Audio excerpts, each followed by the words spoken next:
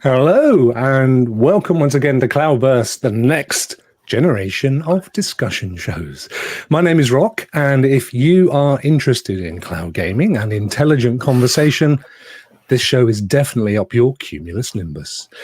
Each week, we tackle just one cloud gaming question, no holds barred, and no platform left unturned. My panel are instantly recognizable and highly respected content creators in their own right, each renowned for deep insight, wide knowledge, and a long list of achievements. Before we begin, let's say hello to our cloud bursting experts, Chase, Lloyd, Clive, Avery, and Eddie. Chase, how are you, my friend? How's your week been? It's been good. It's been a long week. A lot of stuff going on. I think the biggest thing that happened for me this week is I announced a rebrand coming up. So January 1st, I will be moving the channel to a new name. It'll be The Gaming Advocate. And I'm really looking forward to going in that new direction. So that's the biggest thing that happened in your week, is it? One says the Brit. I saw that, Chase. I thought that was absolutely fantastic. Yeah. I just noticed we're divided amongst. So we got the UKs, the Americans, the Canadians. Canadians, yeah. None of it by choice, I can assure you. Yeah. Lloyd, how are you, my friend? How was your week? Doing well. The week was fantastic. I think I'm wanted in all of London, though, for all the mischief that I'm causing in Watch Dogs Legion. But other than that, as long as I don't travel, I think I'll be fine. You'll be fine. We're quite relaxed in this country, you know. Having said that, Clive, how are you, my friend? How was your week? It's good. It's been a good week, really. All in all, you know, cloud gaming wise and stuff, and especially for Stadia and stuff. So it's nice little secret drops and little things that people have been waiting for, and so in the Google way, it's good. It's all good. That's excellent. Avery, great to see you with your amazing light setup there. It's almost like you're celebrating something. How are you, my friend? You know, I just figured the red, white, and blue would be appropriate for November because those are fall colors, right? Of course. So I'm doing a lot better in the past hour and a half than I have been in the past 1,200, 1,400 days. So yeah, I'm doing good. Feeling real good. Excited to talk to cloud. I'm loving your subtlety. Eddie, great to see you. How's your week been, my friend? It has been good, Rokk. Thanks for asking. It's great weather in Canada right now. Crazy to say that. Seriously? At the beginning of the week, I had snow on Monday. A temperature like 0 degrees, 32 Fahrenheit. Today, I have around 20 Celsius degrees, which is like 68 Fahrenheit. So it has been a good weather week. Yeah. Crazy for Canada in this time. And I have been trying to climb a mountain, and I plan to finish Celeste by the end of this week. That is a mountain to climb. It has to be said. And big Celeste news this week. Maddie Thorson confirmed that Madeline from Celeste is trans, which is very awesome. That. So absolutely. Celeste, Madeline going through her own personal struggles on the mountain. So kind of a cool thing. I didn't spoil anything in the actual thing because this was something that kind of came up later. So you're good. It's all about facing depression and how depression can treat you, but the gameplay of the mountain climbing is hard. Yes, it's depressing in itself. Great, guys. It's, as always, fantastic. Thank you so much for joining us. Thank you, everybody in the chat. Great to see so many faces already, you beautiful people.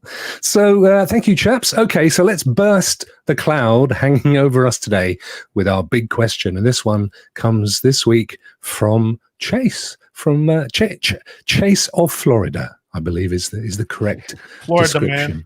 Yes. Young Chase from Florida has sent in this question. So cloud services, whether gaming, entertainment, software, have typically fallen under a monthly subscription model. Traditional gaming, however, has followed the purchase of a license to play. As cloud gaming matures, does the panel expect to see a continuation of subscription, a return to purchase, or a hybrid of both? As it's your question, Chase, let's start with you. So this is an interesting one because it's primarily, if you look at data across other sectors of the marketplace as a whole, subscriptions have been the market share. I mean, it's moving in the trajectory. Again, I'm not saying gaming yet. I'm going to get to that in just a second, but it's been moving more towards subscription models. Gaming is an interesting one because we've only seen, I'd say maybe last 4 or 5 years, this move towards a subscription type of model. And I do think it's tough to say right now. And here's why I say that is there's not enough data, data that's out there that tells us that the momentum is necessarily going to completely shift one trajectory over another. What we're seeing right now more so is that, yes, subscriptions tend to be where a larger market share of consumers are moving towards. But I think, and this will be interesting to hear what the panel has to say, but I think we may actually see a push and pull here. And what I mean by that is subscriptions might initially take off, but I think last week, it might have been Lloyd that brought this up. I don't remember who it was, but someone had mentioned that once you start tacking on 4, 5, 6, 7 subscriptions, there's going to be a breaking point.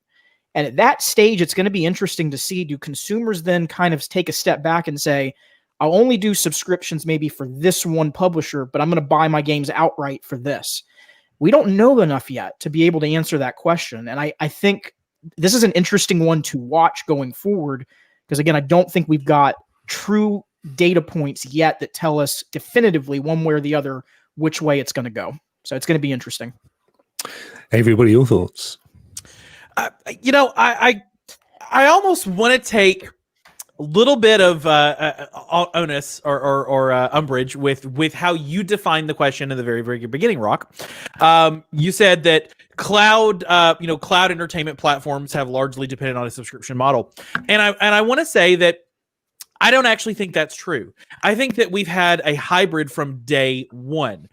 In particular, you look at how did the concept that you're not going to buy your music on CDs, cassettes anymore come about? It came about because iTunes, and then later all of the markets that sprung up afterwards, said you're going to buy them one at a time or an album at a time from us. You're going to get them from the internet, and you can download them or stream them or whatever else. And that's how you're going to consume your music from now on. Now, so that happened in music. Movies, yes. Movies took you could go rent them one at a time. iTunes did that, but Netflix is really what captured the concept that you're going to pay a subscription for your movies. So games, there have been subscription models available for gaming for quite some time. There have been cloud models available for gaming quite some time with downloaded eShop. If we extend cloud to the concept of internet first gaming opportunities. So I almost think that, and I know the question is which one of the two or both, but I almost think that we haven't reached a point where the market has decided which one. I think the market has pretty firmly decided that if you're going to consume movies and TV shows, you're going to do it through a subscription model. Netflix, Hulu, Disney Plus, Paramount Plus, all of these things that are out there, that's pretty well been decided. I think music kind of sort of did that too. It's Spotify, it's Apple Music, it's YouTube Music Premium, Alpha, Beta, Gamma 13. But I don't know that games have reached that decision point yet. And we've got very fierce contenders for that model. We've got Stadia, which is a buy it first platform, iTunes style. We've got Luna and Game Pass, which are subscribe it first models only. And then you've got, I would almost put GeForce Now and Shadow in the, it's almost a hybrid, but you're paying a subscription so that then you can go buy things individually and then stream them. So I think the big players haven't really settled on a model yet. Clive. Yeah, I think as Avery and Chase have said that there's definitely been a trend to consumers expecting an all-you-can-eat kind of buffet. Now we've been conditioned. Consumers have been conditioned into that. They were conditioned into music. Yeah, as Avery said, first it was CDs, and then it's no digital downloads. But now, it's not about having a massive library on your hard disk. It's about, well, you can just get what you want from, as you say, YouTube Music or Spotify or all those kind of services. And then obviously, as we've seen with TV and film, you know, the Netflix model is the model that a lot of people aspire to, you know, with the Disneys and the HBOs and all that kind of stuff. So consumers are being sort of trained, as it were, like Pavlovian dogs, into expecting that. You know, I'll pay a fee and then I just get like all I can eat. That's kind of what I expect.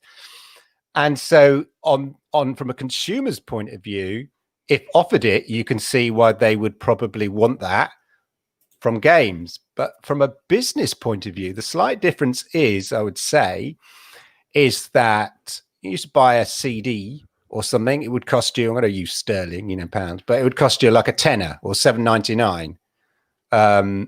And subscriptions are about a tenner or $7.99. So you say, well, you know, I might buy a CD a month or something like that. So that equation kind of works out. DVDs, again, about $7.99 or you know, £10 or whatever. Again, the subscription is about £10 a month. So that works out. But with games are 50, 60, 70 quid a month, the AAA games. So whilst the consumers might want that model, an all-you-can-eat model, I'm not sure how necessarily you can get all the big, you know, the big titles. And I think you do see some examples with, you know, we say with Amazon Prime, where they give you the opportunity to buy because some IP owners recognize that there is a value still in not just throwing it in with all the other titles. And the only way that that works is if you have a lot of titles that you can offer, which means you have a lot of sort of dregs, as it were. So, for instance, in TV, when you want your Christmas films, your big Pixar films and stuff like that, you don't buy a license for those films, go to Disney or whatever and say, okay, I'll have Toy Story for Christmas, please. So we'll buy a license for that. What you have to do is you have to buy a license to a whole package of films. And in that package of films, yeah, you get your Toy Story, which you can put out at Christmas. But in amongst that, there's loads of other films, which aren't the big ones, that you have to kind of buy as part of the package to justify getting the kind of the big one. They don't necessarily give you a license for the big one, you know, alone. So you do a package deal. So there is a question of the quality that you get. If it's an all-you-can-eat, and how many of those titles are the big titles. And the way around that is, in a way, to do what Netflix have done and Disney are kind of doing. If you own the IP, it's a lot easier to kind of offer that model because you're not having to pay off anybody else. They're your IP. And if they're big films, you're in a very lucky position. Hence, Disney was able to kind of start a streaming service and suddenly jump in subscriber numbers very, very high because they have massive IP that they own. So I think it works, but it's a very risky business because you need the IP. And if you don't own the IP, getting that IP to be able to sort of include it in your subscription package, as it were, that you're offering consumers, is expensive. And the only way to do that is to make sure that you have enough subscribers to sustain that model and keep growing those subscribers. And as Netflix have shown, that is very, very tough to do and costs a lot of debt to get there, but the rewards are high. So I think consumers absolutely are probably ready for it and expect it now, where they've just been conditioned into it. I'm not sure the business model kind of works, and you certainly, you know, if everybody starts trying to do it, and it kind of, you can just see it being problematic. You know, how can it sustain, as Chase said, a place where there are loads and loads and loads of subscription services, and suddenly it's costing you 50, 60 quid a month to maintain subscription to all these services, when really what you want is to have all the games you want across maybe 2 or 3 services. So it's interesting. I think consumers are ready for it. Absolutely. I'm not convinced business is quite in a position already or have decided themselves what they want to do. And that's why we see these sort of hybrid mix models. Until somebody owns all the big IPs or has a big enough IPs to sustain that model for themselves, I think it's a tough one, and it's an expensive Microsoft. one. Yeah, exactly. Well, that's what they're doing, you know. Thank you, Clive. Eddie. I think I agree a little bit on Chase's and Avery's point, but the industry itself, they don't know exactly how they want to present everything, and I think there's a lot of not a lot, but the media has some part of it, because once Google brought the cloud gaming to discussion again, all right, it has already existed on live before, but Google brought the cloud gaming discussion, and then everybody was wondering what this was, and then the media started, okay, so if it's on cloud, it's Netflix for games, and Google never said that the model they were gonna go.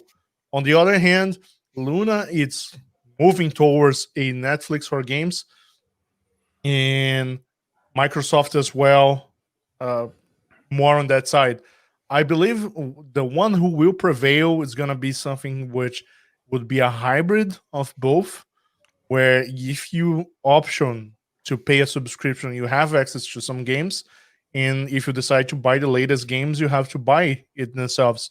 Just as EA is offering their EA Play mode, and where you get access to not so brand new games for a cheaper price. But if you wanted the latest games, day and date, it's going to cost you buying the game. I don't remember where I saw somebody making this reference or this comparison, but somebody said that some of these models are equivalent to Netflix, and some other models are equivalent to movies. So I believe whoever put us like in the middle of those will have a larger chance of succeeding. Thank you. And finally, Lloyd. Yeah, I think the bigger question that you posed was which ownership model is going to prevail, and I think currently it's hard to say, but I think over time, when cloud gaming becomes the primary place that people play games, subscription models are going to own out the bulk of the public, just like they did in music and TV and movies, because consumers want the path of least resistance. And if you have a child and they want to play games, you don't want to have to break out the credit card every time a new title comes out. If you could just pay for one or two services that have hundreds and hundreds of games, I think that will win out. I think that there's a lot more people that play games than consider themselves gamers as well. So the hardcore, the people like us who've been playing games for years and years and years, maybe like the ownership model better, because in 5 years you might want to replay Final Fantasy VII and you don't want to have to figure out which service owns it. Just like if you want to watch The Office right now, you don't want to have to figure out, oh, is this on Netflix still? Do I have to go somewhere else? Do I have to buy it a la carte? So for us, I think ownership is going to be the way forward in cloud, even for us. But I do think that there's many more people that play games than consider themselves gamers. So when new services begin to be released, like if Apple comes out with cloud gaming on top of Apple Arcade, that's going to be the logical next place for millions upon millions upon millions of iPhone and iPad and Mac OS and Apple TV users to get that content. Similarly for Android users, if Google Play becomes Google Stream in the future for a lot of games, where you can look at the Play Store, their Apple Arcade competitor has cloud stuff built into it, there's going to be a lot more people paying for that as well just to get these games. So just like ownership has changed in our lifetimes to not owning many things and paying for temporary licenses to enjoy that media, I do think that is what's going to happen with cloud gaming. And then once companies start doing the rental model, where you could rent the $60 game, and instead of signing up for a service or paying $60, you might be able to rent it for a week for $20. I think new purchase models are going to start coming out in the coming weeks, months, years, to give us more options for how we want to pay. There was a time when people said cable TV has to go away, it's too expensive. But then all these people that complained about the cost of cable TV now pay for 7 streaming services, and it costs way more than it used to. So it's going to be it's going to take time for the industry, the purchase thoughts to kind of go away and just everybody be happy with the streaming, non-owning stuff like that. But there's always going to be the holdouts, and maybe Stadia will be a place for the holdouts, because it seems like Google is adamant that the buying to own is the way that they want to go. So it's going to be interesting coming 5-10 years once cloud becomes the primary way people enjoy video games, to see kind of what the public wants. And I don't think they're going to be forced this time, unlike music because of piracy and TV because of piracy, where everybody went from go to the store and buy an album to no, you have to buy MP3s, to no, we don't even want you to do that anymore. You're just paying monthly to access music. I don't think that's going to happen to gaming as quickly or at all. But it's going to be an interesting run up to cloud gaming being the primary way people game, to see sort of how the market decides that people want to own these things. Chase, is it? Oh, so Avery, go for it. Well, so it's kind of something that Clive sparked a thought earlier, talking about once you start adding all these services together, and you end up with, if you subscribe to Stadia Pro and GeForce Now and Luna and Game Pass Ultimate, you end up getting to $60 a month or $70 a month. But if you're a person that buys, you bought Avengers and you bought Watch Dogs Legion, you're going to buy Valhalla, and you're going to buy Cyberpunk, you're spending $60 or $70 a month on each new game, and getting one game at a time to do that. So it makes much more sense to go for a subscription model, where instead of spending all your cash one game at a time on a game that, for some of these games, you might play it 40, 60, 80, 100 hours, and that takes you a month or 2 or 3 to do. But if you're done, I bought Avengers. I played it for 20 hours, and it really didn't hook me. And that was, $80 because I got the Ultimate edition on it. That was $80 that is just gone now, and I won't get that back. And because it's download only, I can't take a disc and hand it to somebody. I bought it, or not even download. I bought it on Stadia, so I can't even take that disc and sell it on, or trade it in at GameStop. So had it been the choice that I could have just paid the $60 to get a subscription that had that in it, that would have instantly been a much better value proposition for me anyways. See, the thing, and Rokk, because I know you had a question for me, but I just wanted to throw this in there, and then if you want to throw the question, but to Lloyd's point, it's all about perceived value.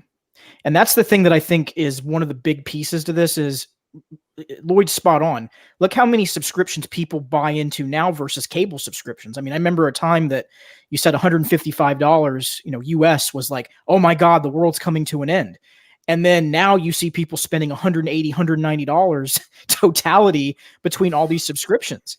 So it all comes down to a perceived value of, are you getting the content that you want in a delivery method that you want at the time that you want? That's part of the thing, is its convenience. And that's why sometimes you see people willing to spend a little bit more to get that convenience factor out of it. And then you were going to ask me something, Adam. I'm sorry. No. What I was going to say was, Chase, and it's going back on something I think that Clive mentioned earlier when he said about, you what seems to be the case with some subscription services is you have those headline games, and then a whole box of rubbish underneath it, but it's bulk, so it looks good. And also something that I think Lloyd's, may have been Clive, said as well, that the fact that if you have IP, then you win. Which is the case, of course, across all entertainment. I mean, Disney wins because they're the largest purchaser of all the franchises going in the world, pretty much. So they win. But what about if, for example, at this moment in time, a big subscription service is Ubisoft Plus, coming to Luna and potentially Stadia on Tuesday.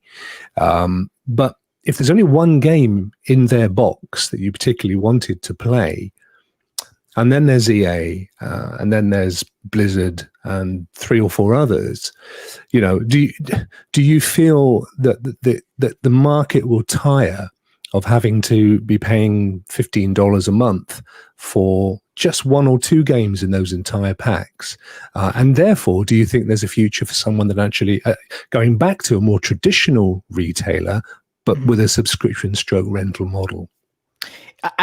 Yes. And I think that's what I was trying to say in the beginning is there's going to be a push and pull in this environment. It's not going to be static forever, meaning that it's going to be one model and one model only.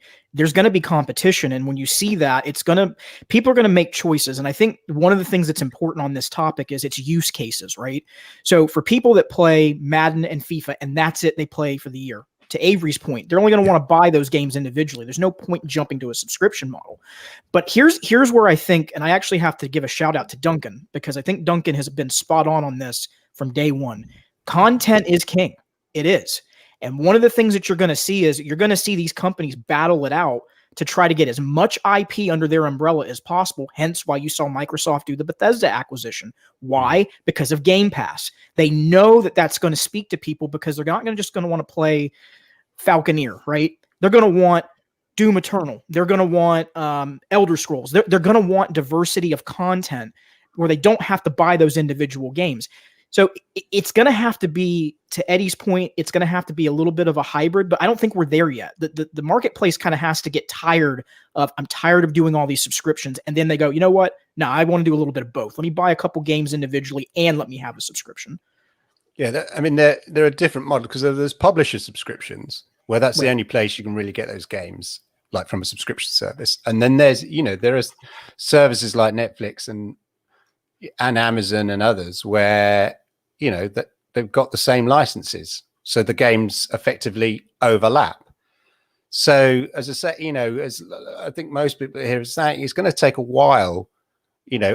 Absolutely IP is king. And if you've got those IP, but it's so expensive and such a business risk to do. And unless you are a Disney, or as we're seeing, the way Microsoft are acting, your IP better be really good enough for people to want to sort of, in a way, stick with your subscription. And I think for a while, until that sorts out, you want a service that gives you the option to get other games. So if you can't get those other games as part of your subscription, but you can get them by buying them, I think for a while, until the market shakes up and knows where they're going, that giving consumers choice, you say, I don't want to subscribe to 3 or 4 different services, but that company there, has a lot of games that I am interested in, but I also want to play these games here, but not enough to subscribe to that company. So I want to be a service where I can subscribe to that company and buy those individual games. And I think that's which is the sort of the Stadia model or the Amazon Prime model, or as Lloyd said, renting. I think that is the sort of another option. Once you've got people in your, what people care about with subscriptions, or business care about subscriptions, is having them in your space. And not letting them out of your playground. That's what people want. And if you don't have the games, or at least allow people to access the games through a different means, as long as they're staying in your little garden, your little walled, your walled garden, they're happy. So I think, say, okay, we can't include this game as part of the subscription, but you could rent it, which is, as I say, they're very much the Amazon Prime type model. I think that's a good model, because it sort of is the best of both worlds, as long as and then you can start working on your subscription model and getting the IP and the titles to kind of get the subscribers in. But at the same time, you're giving people the option to get the odd game here and there and buy and keep them. And I think for a while, it's about not what necessarily the games that people have, but the games that people can access through your service is what's going to be the key, until somebody kind of consolidates and has all the massive big IPs that are enough for you to go, that's it, I'll pay the money for that, and I'm happy with that lot. And I think the difference with gaming compared to traditional media like movies and music and stuff is when you pick up a game like Watch Dogs Legion, and if you really enjoy it, you're going to be spending 60 hours in Watch Dogs Legion, where it makes sense to subscribe to Amazon Prime and Netflix and Hulu and you name whatever streaming service you have in your country, because TV is 24 minutes. Movies are 134 minutes. So you can bounce from one service to another on one given night if you have a lot of time. Where gaming, I think the future of a subscriber having Luna and Stadia subscription service, if that exists, and Nintendo Cloud and Microsoft X Cloud and all these other services at the same time is pretty unlikely. But what you're going to see is what my plan is personally is when Ubisoft Plus comes out, I'm going to subscribe for a month and I'm going to play Valhalla, and then I'm going to cancel. And then 3 months later, oh, Far Cry 6 is out. I'm going to subscribe to them for a month and I'm going to play Far Cry 6. And oh yeah, I didn't finish everything in Valhalla and there's some DLC. Okay, I'll subscribe for 2 months now. And I'm going to play that DLC, and then I'm going to cancel and I'm going to continue with other things. So Ubisoft, while they're only charging $15 a month, they only got $45 from me, which isn't even the cost of one game. So I worry that this market, the thought for companies, it's just not gonna hold. There's not going to be enough money going around. But that said, there's enough people that sign up for things and forget about it, and they don't even look at their credit card statement, and they're going to pay $15 a month. Yeah, do you think that's actually part of their business model, isn't it? People forgetting to unsubscribe. You know, they know there are going to be people like you, Lloyd, who are just I'm going to dip it. I'm going to take the free trial. I'm going to consume as much content, and then I'm out of there. Yeah. But like me, you know, I thought, I'll try this Amazon thing for a year. Yeah, totally forgot the following year. You know, I'm still subscribing to Disney, you know, and then I didn't watch anything for about 3 months, and then Mandalorian comes back on. I think, oh, okay, I'll give it another few months. And that's how they got me with PlayStation Now. I signed up for a year on like a $50 sale, and then I forgot about it. I played for the first month, and then I was like, oh, the performance is just trash. I'm done. And then they charged me the full price for the second year. I'm like, oh crap. Okay, well I guess I got this for year two. Exactly. All right, it's in my pocket now. That's the trick of the yearly. You're more likely to forget on the annual subscription. It seems such a good deal. Oh, that is a good deal. But yeah, come that 12 months later, you go, damn, missed it. Shit, I'm in for another year, you know. Well, and you look at, I mean, to these companies, the most valuable customer is the customer that likes the service and advocates for it and gets other people to sign up. But the second most valuable customer is the person that signs up and forgets, because then they're taking no resources whatsoever from you. They're not burning server time. They're not taking bandwidth, and they're just giving you free money. So you're either growing their business or you're giving them money. It really, the people that these companies would not like is the person that subscribes for $15 and plays 6 hours a day every day and really burns those servers, taking up that time. But I was looking, I was kind of curious about this, so I did some quick Googling, and there's a website called Statista, which has some really cool statistics. And I was looking at how many people subscribe to more than one of these video streaming services? Because I think right now it's an imperfect comparison, but it's probably the best comparison we have. And right now, if you are already a subscriber to Netflix, I'm going to take a guess. It was closest to the pin without going over with Price is Right style. Take a guess at how many people who are currently subscribed to Netflix also subscribe to Hulu. You said percentage? 85%. On the nose, Clive on the nose, 85%. So almost everybody that has Netflix also has Hulu. But also, if you have Netflix, 30% of those people also have HBO Max. 67% of those people also have Amazon Prime. 53% of those people also have Hulu. So at that point, your lowest common denominator there is the 30% at HBO Max. A third of those customers have 4 or 5 or 6 other services. And that might only be, when you think about it, I mean, granted, the world's different now, but it might be because you're really only consuming 3 or 4 hours of TV a day, maybe. So if that's it, let's say that's your thing, and now it's gamer. You're the gamer side of that. Then maybe you're really consuming only 2 or 3 or 4 hours of gaming a day. I mean, 4 hours of gaming a day is quite a bit. Then you might make it through the Valhalla or the Watch Dogs or whatever else, or you might be a channel flipper, but on the video game side of things. I have 2-3 subscriptions in the video game world right now, and I'm using it almost in the same way that I've seen a lot of people talk. In fact, Lloyd, you talked about this on Stadia Source the other night about Stadia Pro.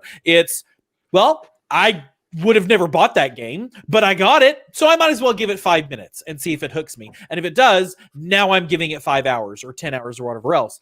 And I think we see the same thing happening in the Netflixes and the Hulus. Hey, you're flipping through the channel guide and you're like, well, what is this random Netflix original series that I've never heard of? I'll hit play. And if it hooks you, then hey, you've got 13 more episodes to watch. If it doesn't, Netflix really isn't out anything because they paid for it all. They made it all.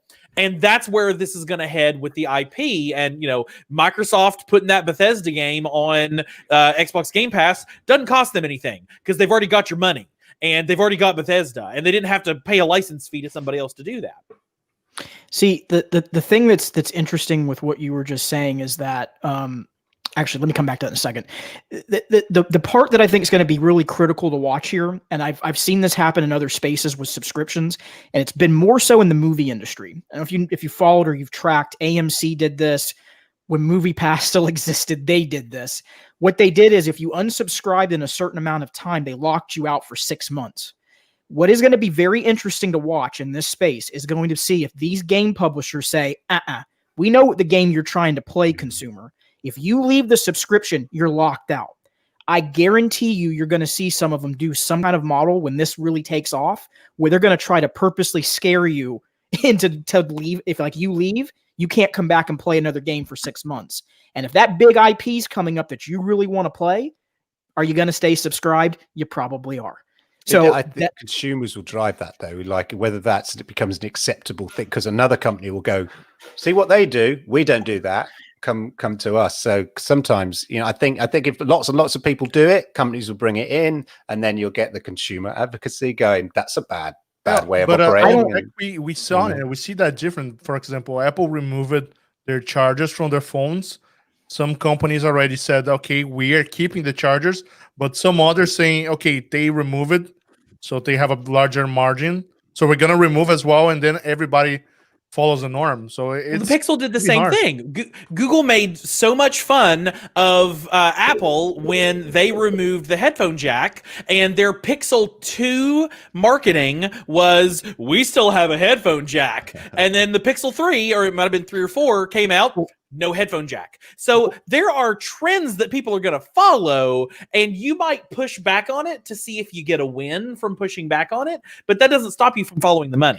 That's what I wanted to say. So I'm not saying that that's going to prevail, but I guarantee you've already seen it happen in other spaces. They will do that. They will try it, and they will see what consumers say to it. And if there's a massive pushback, then yes, everybody's right here. They will walk away from it and say, no, we don't want to lose the money. Sorry, we didn't mean to upset you. Yeah, I think if the system is abused, but they exactly they feel that people are taking the Mickey. I was going to say a different word there, but as people are taking the Mickey, then absolutely, that'll come in. But then most business models, they'll factor in they'll probably give them a name that's kind of the flippers or whatever they'll call it. Is that kind of consumer who just, as you say, picks it up for a couple of months, dips out, or strategically does it, like some kind of credit card expert who keeps sort of going to the next 0% finance special offer, plans it out on a spreadsheet and does it, strategically. I'm sure that, there are consumers like that. And if they see enough of that, they'll go, wait a minute, we need to tighten up the T's and C's on this. So let me ask a question. Do you think that, sorry, Lloyd, I was thinking about Stadia Pro and all this. So Stadia Pro is kind of the weirdo. You're not subscribing to get a library. You could say it, with what we're getting. It's not fully purchase on demand by the MP3 one at a time. So Stadia Pro is kind of the weirdo in this. But increasingly, month over month over month, it's been, you got 2 games to start. Well, then we did 2, then we did 3, then we did 4, then we did 5, then we did 5, then we did 6. And if you stay subscribed, you're getting probably more games for free than you're really going to invest that much time in every month. So you're almost getting a subscription library Netflix style. If you've been subscribed to Stadia since day one, you've got more than half the service. More than half of the library is available to you right now. So that's I'm wondering how much that decision, we'll never know the arcane machinations inside Mountain View, but or Montreal, but I'm wondering how much of a business decision the ramp up of Stadia Pro to 5, 6, 6, 6, 6 games a month has been in response to Luna being Netflix style, Xbox Game Pass Ultimate being Netflix style, with the playable library. That's certain. Well, I mean, I think the thing with Stadia is they want people to subscribe to Pro. They want people to subscribe to Stadia as a service, as a cloud gaming service. That's what they want people to do, not as a library, if that makes sense. But they're competing in a market where other people are offering these, so they need to incentivize people to join the service, not to join the library, but to join the service. And the way they do that is by saying, we'll give you better fidelity games, or the ability to play games in better fidelity, and a load of games as well to be going as a sweetener. Now, the fact that it's gone from, as you say, from 2 to 3 to 4 to 5, 5, 5, 6, 6, 6 games, every month is, I think, is just competition. It's like they're trying to, they're not necessarily trying to build a library that you subscribe to, because that's not how it works. Because what they're trying to do is incentivize people to offer value, to say, this service that you can play your games anywhere and buy your games and play them anywhere is a great service. And to help you with your buying decision, as it were, in terms of subscription, we'll offer you, the longer you stay with us, the more games we will give you. And these games won't go anywhere, which is indicative that they're trying to incentivize you to stay with this service. That's what they're trying to do. That, I had a conversation with Chase a few weeks ago, that I feel like at this point right now, Stadia is looking to answer all of these competitors. To anybody who subscribed to Stadia Pro at any time, who have access to maybe 50 to 70 games, that you can claim all of them right now, and the library will continue to grow. And of course, if you continue to pay for the subscription, you continue to have access to those games. So I feel like, since it has been adding six, they will continue adding 6 games a month for the period, let's say 12 months. And after these 12 months, we're going to have 72 games. And that in 12 months, if anybody subscribe, you have access to all of this backlog of games that you can play at any time that you want. And if you want to buy the latest games like a Cyberpunk 2077, you can go and buy. I don't see other third-party studios different from Ubisoft following a model as Ubisoft is doing. It's very hard for this is smaller. It's just because Ubisoft is huge. They have a huge library. They have a lot of IPs, and they can offer a service just as Ubisoft Plus. But let's take a CD Projekt Red, for example. They have Cyberpunk, they have The Witcher 3, which at this point is a very old game, and everybody want to play those games. And I don't see them converting themselves to say, hey, you want to play all of the games that we have ever done, you got to pay this subscription, and when we launch another game in 8 years, you have access to that game as well. Yeah, there's some massive is there any IP. difference? Oh, sorry, go ahead, Clive.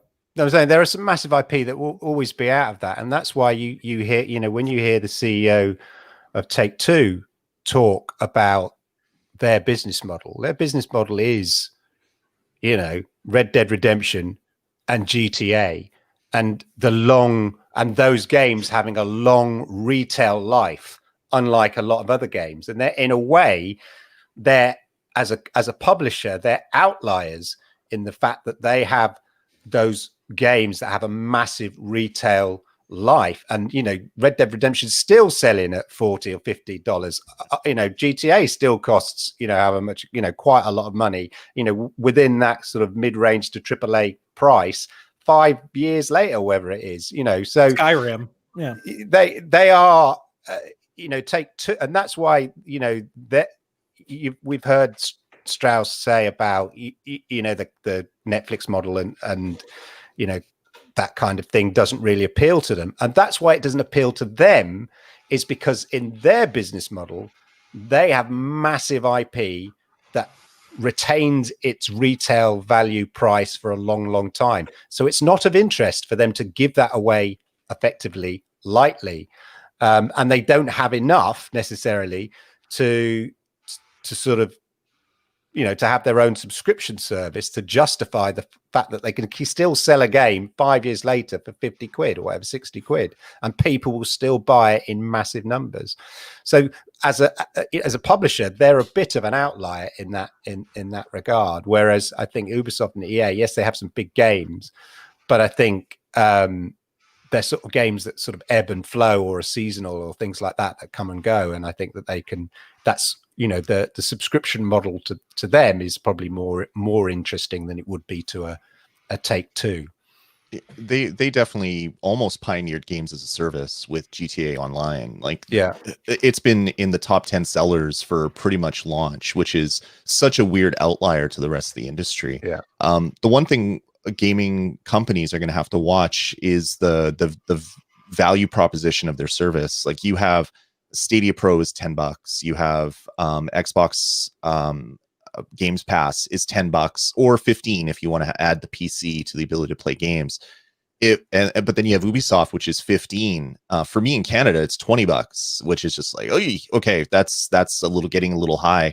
If a lot more companies come out for their streaming all you can eat plan, and it's above $10 a month, I'm thinking that the industry is going to run out of money, or the consumers are going to run out of money before the industry runs out of money in buying up IPs to add to their service. Yeah. So it's going to be interesting. It's risky business. It's risky business. Definitely. Avery, do you want to come back on the point So I was just thinking, as Eddie was kind of talking about the library of Stadia Pro, at a certain point, do you really get a different model? If you're looking at Stadia, if Stadia lands on a stable place of 75 to 100 games in the always available Game Pass library, there we go. I mixed them too. Stadia Pro library. They're not going to be. You look at Game Pass Ultimate, you're getting the day one Xbox, titles. You're getting the exclusive. You're getting those, but you're paying $17.99 a month for the privilege. If you're at Stadia Pro, and no matter when you sign up, you've got 75 games available to you right now. And then as you go, the longer you claim them and keep them, you get them forever. Does that land in a different place than a Netflix style? Because you're at Netflix at that point. It's a small library.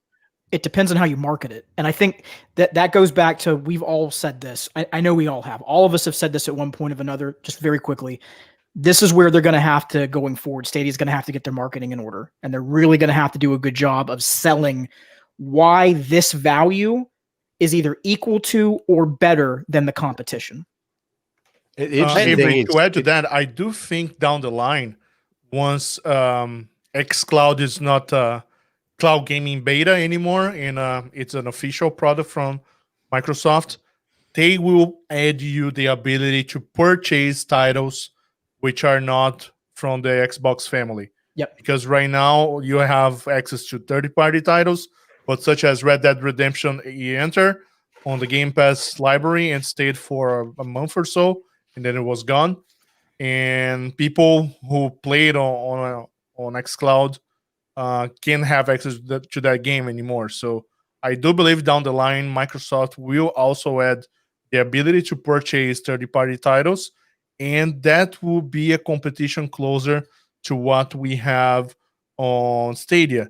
Now, I'm really curious to see if down the line, Luna will offer something similar to that, or if they just going to continue. No, we are the Netflix of games, where you pay a subscription and you have access to games. Because I was watching an interview from the devs on a Twitch channel, and they said that right now you just pay the $4.99 and you're going to have access to a lot of games. And they didn't hint at anything about paying for a game that just launched.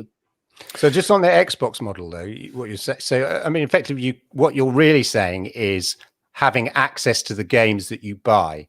So via xCloud, that's effectively what you're saying, isn't it? Because you can buy games for Xbox, yes. You just can't buy them you can't play them necessarily through on the cloud. Yeah, unless you do console streaming. But I think Rokk was saying to me yesterday, or somebody was saying that Phil Spencer has talked about making the games that you buy available via the service. So I think you're right in that regard, because I think it's been talked about. Well, and Steam and GeForce, isn't it? Yeah, I mean, that's a model already exists. So rather than and at the moment, you know, they do the experiment with the streaming from your console, but I think the concept will be, if you own it, the digital rights management bit, the DRM, you know, will kind of acknowledge that you own that game, and rather than streaming it, you know, you own it and it's on your, you know, system, but you also have access to it thanks to the DRM in the cloud as well, and that's how they would get around that. So it would be quite a simple thing for xCloud for Xbox to do. Technically, yes, but could imply as well business discussions, just as we had with a lot of games moving out of GeForce Now. Well, I think when you're they would arrange it, I think, wouldn't they? They would say when the check is big enough. Yeah, you know, people will sign it. You know, they'll sign the back of it. I think this is going to boil down to, there's a marketing term called FABs, features, advantages, and benefits. It's the opposite of FUDs, fear, uncertainty, and spot doubt. on, Avery. Preach, brother. And what school. I don't even know. You're looking at combinations with you know, we're what 5 on the five out there right now: Stadia, Xbox, GeForce Now, Shadow, Luna, Facebook's whatever, Nintendo's whatever. Then it's going to come down to, what are the features of the platform that make it interesting to you, and that's, I think right now the feature set is close. You're looking at some weird stuff that Stadia is doing, and then, you know, Xbox has, you know, whatever. But then your advantage is, that's going to be IP. That is where Microsoft is always going to have an advantage over Stadia, because they own Bethesda now, and because they own their 515 individual studios. But then Stadia will have advantages over the other two because of the machine learning and the cloud power and all of that. Developing those. So I almost don't even know that the payment model, to nullify the entire conversation we've had, I don't even know that the payment model is going to be the deciding factor here. I think it's going to be over, ultimately, we're gamers. What do we want to play?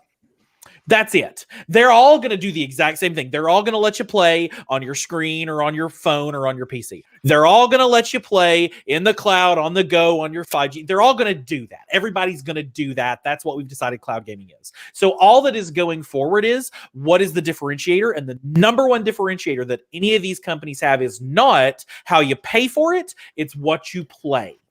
And that's going to be the key. That's the feature, the advantage, and the benefit that separates any of these platforms from each other. I think it's exciting, like with Nintendo, because Nintendo have the IP in my mind that are the sort of people who'd love to get access to, you know, the Marios, the Zeldas and stuff like that. And if they decide to do a model like that, I think they would do really, really well, because exactly as you say, because of the content that they have. So that would be interesting if they go down that route in years to come. Gentlemen, as always, as we head towards the top of the hour, running out of time, fantastic conversation. Can we just go around and get one final minute's worth of thoughts from each of you, starting with you, Chase? No, I mean, I think we've all been pretty much on the same page about this one, about we just don't have enough data at this point to be able to say one way or the other where it's going to go in the immediate term. I think long term, we are going to see subscriptions start to be more of the tipping point, but it'll be interesting to see if the counterbalance goes back more towards that middle ground. And I think that's something we don't know yet, and we won't know until we get 2, 3, 4 years down the line. So yeah, it's going to be an interesting time. What are your personal thoughts? Oh, you mean for my use case? Oh man, God, no one's asked me that question. Somebody just asked Chase what he actually thinks. That's dangerous. What are you doing? What are you doing, Rokk? Yeah, no, I know. I'm a little bit of both. There's games that I want to own, but I have to tell you, Game Pass is so convincing to me right now. All the value that's on that for that price point, you're almost hard pressed to say no to that. And guess what? I didn't say no. So I'm getting say it. no to this. Chase isn't gonna say no to this. Yeah, you see, Remington, he bought the company. Lloyd, what are your final thoughts? Just going back to what Clive was saying with the ability to buy games and have them add to your cloud library. If that comes to pass, which I fully expect it to come to pass because you can already do it with console streaming. But if that happens, where you could actually do that without buying an Xbox console, Games Pass is the biggest Trojan horse I think that has ever happened in the gaming industry, where they're replacing the console with $15 a month streaming, whether you want to play on PC, want to play on your phone, want to play on anything. And if that does come to pass, it just means that Microsoft is playing 3D chess with the industry, with all these acquisitions, purchases, and setting up their hardware and software to support this model, which might be the biggest pivot from a console manufacturer ever, which is going to be fascinating. I love the way all this stuff plays out, and I like predicting 5 years out is easy. 10 years out is almost impossible, and I just love watching all this stuff play out. Eddie, we even didn't have a chance to talk about the free-to-play model. You can talk all you want, my friend. It's your time. Because free-to-play, it's huge. It became a very solid model on the industry with Fortnite and a lot of other games as well. So I don't know if down the line we're probably going to continue seeing free-to-play games. And I don't know if more and more industry or publishers are going to adhere on that model, or if they're going to focus on mobile game, because I've seen some reports as well of companies continuing to develop more and more mobile games, such as I was saying, there's a Hitman game just exclusively for mobile. And anyway, it's going to be a very interesting 5 years as well, if cloud and mobile and free-to-play will all be brought together at some point. Is there not a route for them all to live in under the same umbrella? I do believe so, because they are bringing more people who doesn't game to this scenario. So although we have 100 million PlayStation 4 sold, we have over 2 billion smartphones available and people who play on smartphones. So it's going to be very interesting to look at that. Brilliant stuff. Avery, your final thoughts. And I'll segue mine off of Eddie's. You walk into any Walmart, Target, Best Buy, plenty of DVDs, plenty of Blu-rays.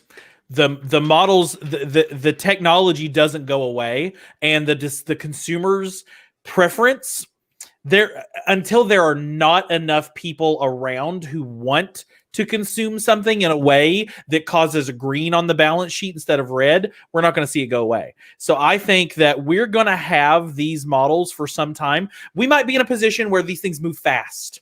It took a long time to go from VHS to DVD. It took a long time, not as long, to go from DVD to streaming, Blu-ray in there, but really to streaming. I think cloud is going to be real fast. It did not take long at all to go from just GeForce Now in beta to Stadia, and from Stadia to xCloud, and from xCloud to Luna. Those windows are getting shorter. So as Lloyd said, the near term going to move very, very quickly. What comes after that? What survives all of this, and what is the Blu-ray to this generation's Stadia and xCloud? That's going to be what I'm interested in, and whatever they charge for it, and however they charge for it, that's what I'm interested in. You're there, Clive. Yeah, just such on what Lloyd said. It's Xbox's intention. Absolutely, they want to be They want to be Netflix, i.e., they want to be the one that saw the market early, went early. They've seen how Netflix have done it. They're building to be in that position where it is a service in which you subscribe and play games, and they're putting everything in place, buying everything they need to set themselves up so they're so far ahead of everybody else in that regard. In terms of the business models, I think we'll see them adapt. As we've all touched on here, people aren't, some hybrid models and stuff like that. And you can say, is Luna going to offer, be in a position, you could see them looking at the market going, actually, do we spend all the money buying up IP and licensing it, and then it goes out, in a cycle, or do we offer the chance for people to buy it, like our Amazon Prime service has sort of demonstrated kind of works? Stadia, do they go, actually, why don't we go back to the licensees and say, actually, when we get the games for Pro, we want them to be available for whoever joins, even if they weren't available, so you build up a back catalog and then it does become a kind of Netflix things. They could easily adapt those things. So I think what you'll see is the business models of the companies get tweaked over time. But it's the companies like Xbox, and I'd say to a certain degree, Google, who are making the big behind the scenes investments, whether it's in the tech or the future now, that will hopefully, you'll see them succeed in the future. So I think that's fundamentally the difference. But there'll be a lot of change. Fantastic. That kind of takes us to the end. Let's just while we're still with you, Clive, do you just want to tell people what you're up to in this coming week, where they can find you, and what you're up to, where they can find you, just to echo the same point. Okay. Hearing you. Stadia Monday night chat. Hopefully, I'm having my ceiling done. So done.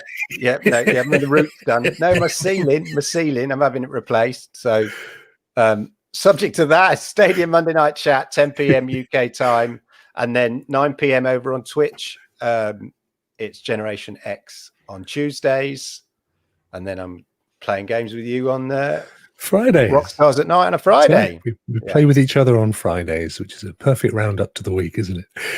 Avery, where can people find you in this coming week? You can find me online at Charm City A on Twitter, and you can find me tomorrow with Charm City's Community Playground on Stadia Source, Source Feed Live, youtube.com/Stadia Source. And I'm going to do an early plug for just about everybody on this panel right now. Guys, we got Stadia Super Saturday coming up in just 2 weeks. So that is 36 hours of amazing content from across the Stadia universe. So even if you're here for other cloud platforms, you still want to give Stadia a nice good old college try, you got plenty of time to check that out. Follow Stadia Super Saturday on Twitter for all the details. Yes, and we'll be doing this show same time on that day, same amazing faces. We will be doing we'll keep it a little secret, but it'll be Stadia related, let's put it that way. So Eddie, what are you up to this coming week? This week, as Chase already said multiple times, this week is gonna be big. I'm waiting to be unboxing the next gen consoles. Basically that's it. Of course, there's always my shows. At Tuesday we have the This Week on Stadia and Filter show. At Wednesday we have the Trash Mob show talking about Red Dead Redemption. This week is going to be cool. Oh, excellent. And on next Friday we have TSI over Chase's channel.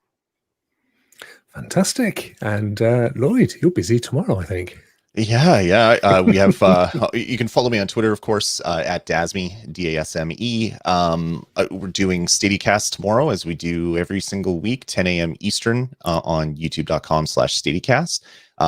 And yeah, this week's going to be huge with the next gen consoles coming. I only managed to get a pre-order in for Xbox, so hopefully that'll come this week. I don't know what delivery in Canada is trash usually, so I'll get a game that comes out on Thursday the following Wednesday. So I don't know if that's going to happen for consoles as well. My fingers are crossed, but I'd love to do an unboxing and cover some of the games on there as well. Just out of curiosity, which one did you get, and in which store did you buy it? Series X from EB Games. Okay. Yeah. So EB Games. Wow, you still have those? We do. We don't have GameStop. We have EB Games. Do you also have KB Toy Store? I was thinking about KB Toys. But we have Toys R Us. You remember that? You still have Toys R Us. All right, I'm coming to visit Lloyd when the world gets normal in a few months. Awesome. And finally, Chase. Well, Eddie plugged the Tuesday night show, so that's the big one. We have TSI next week at 6:30 p.m. Eastern Standard Time. It's not daylight time. I've got to get all this right. Too many time zones, too many changes. It's too much. It's too much. But in the next couple of days, I'm actually going to be doing a debrief on Amazon Luna. I've been wanting to do this video for a while, and it's kind of Yeah, it's one of those ones. We got to treat all the platforms equally. So we got to talk about the pros, the cons, and weigh it out versus the Did you get your subscription? Did you get the invite? No, but I've got enough. Seen so many people get it. I'm like, come on, Amazon. I've got enough information though that I think I can make an informed, discussion on it and kind of an opinion. But the other really quick big thing is that, like Eddie said, these consoles coming out next week. My Series S should be here on Wednesday, so I'm ecstatic. I've been wanting a secondary console. This will be it, and I'm ready. I'm ready to see what it can do. Wow! And the rebrand is January 1st, 2020, and it is 2021. 2021, yeah. I'll put an extra 20 in there. No, it is 2020. We're going to do it all again. No. We do it in reverse, though. We do it in reverse. No, please, no. Please, no. Oh, bless you. Thank you, guys. Just a quick one from me. We mentioned it last week. Movember. So Chase and I are growing our facial wares back, all for the good cause of Movember, raising money for men's health, cancer, mental health awareness, etc. You can donate if you can at bit.ly/men911, and Chase is definitely winning. He's got faster follicles than I've got. Let's put it that way. Thank you once again, everybody, for joining. A brilliant show. And Rokk, super. Where can people find you if they'd like to? Just turn on you. We're not going to let you get away with it. Straight after this, you find me in the garden with fireworks and a couple of bottles of champagne, no doubt. Let me think. What am I doing? Monday, nothing. Tuesday, I'm with Clive on Twitch doing the Generation X Gaming Club because we're on Twitch now. Wednesday is Stadia Rocks Live on YouTube. Thursday, think it's Duncan this week, is streaming on our Lunacast channel. Friday, it's Rockstars at Night. And then Saturday, back here with you lovely folk. So there you go. Thank you for forcing me to do that, Avery. I really should let the game, shouldn't I? Why are you letting off fireworks? Celebration. Yeah, but what's the celebration? He finally got paroled. Solidarity with my American friends. That's all. Wasn't it celebrating? Let's call it sanity, right? It's a sanity celebration. It's Skyforks, which is it's a celebration that democracy. That was 2 days ago. Destroyed. That's the celebration that literally nobody in the UK really knows why they do. Because it was the day democracy was destroyed. Mate. I know. It's the anniversary of the day that don't have a clue. It's the day that V for Vendetta came out, right? That's exactly. Right. Exactly what it's about. That's it. Say goodbye, everybody. Bye. Bye, everybody.